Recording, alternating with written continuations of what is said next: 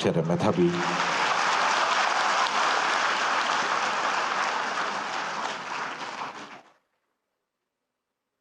আসসালামু আলাইকুম।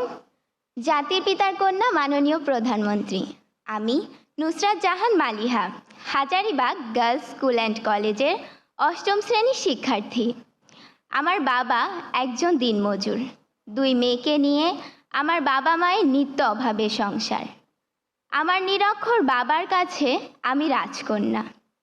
আমার মতো মালিহাদের পিতা যখন বলেন, তোর আর স্কুলে যাওয়ার দরকার নেই, কাল থেকে তোর মায়ের সাথে কাজে যাবি, তখন মনে হয় এটাই যেন আমাদের চিরকালের নিয়তি। কিন্তু মাননীয় প্রধানমন্ত্রী, সেই দুর্ভাগ্যের নিয়তির শিকার আমাকে হতে হয়নি। আপনার শিক্ষা সহায়তার জাদুর পরশে আমার মতো লাখো মালিহা আজ স্কুল, কলেজ, মাদ্রাসায় পড়ে উচ্চশিক্ষার স্বপ্ন দেখছে। এটা শুধু আপনার জন্যই, তাই আপনার প্রতি আমাদের সীমাহীন কৃতজ্ঞতা।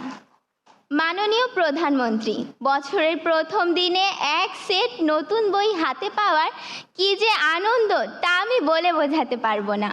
নতুন বইয়ের ঘ্রাণ নেওয়ার সুযোগ আপনি আমাদেরকে করে দিয়েছেন।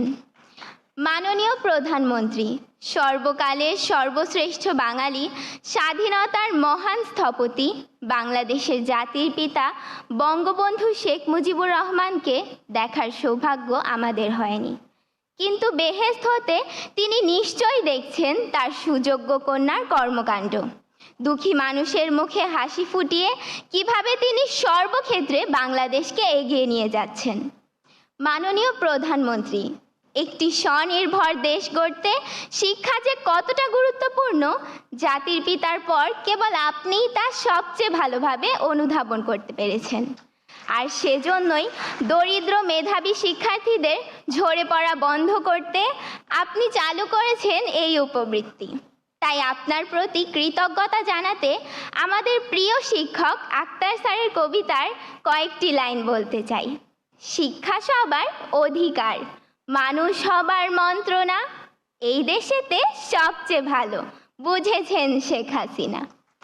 আপনি না বাড়ালে হাত, হারিয়ে যেতাম কোন অতলে, দুঃখের সাগর পাড়ি দিতে ভেসেই যেতাম বানের জলে। মাননীয় প্রধানমন্ত্রী, আপনি আমাদেরকে বানের জলে ভেসে যেতে দেননি, শক্ত হয়ে দাঁড়ানোর সুযোগ করে দিয়েছেন।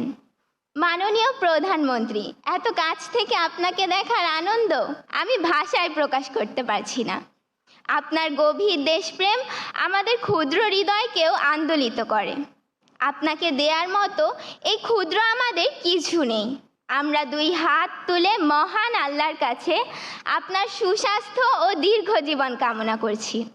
আপনার স্নেহের ছোঁয়ায়, মায়ের মমতায় আমরা যাতে স্মার্ট বাংলাদেশের স্মার্ট নাগরিকে পরিণত হতে পারি, ভবিষ্যতে দেশের জন্য কিছু করতে পারি, আপনার কাছে সেই দোয়া প্রার্থনা করি।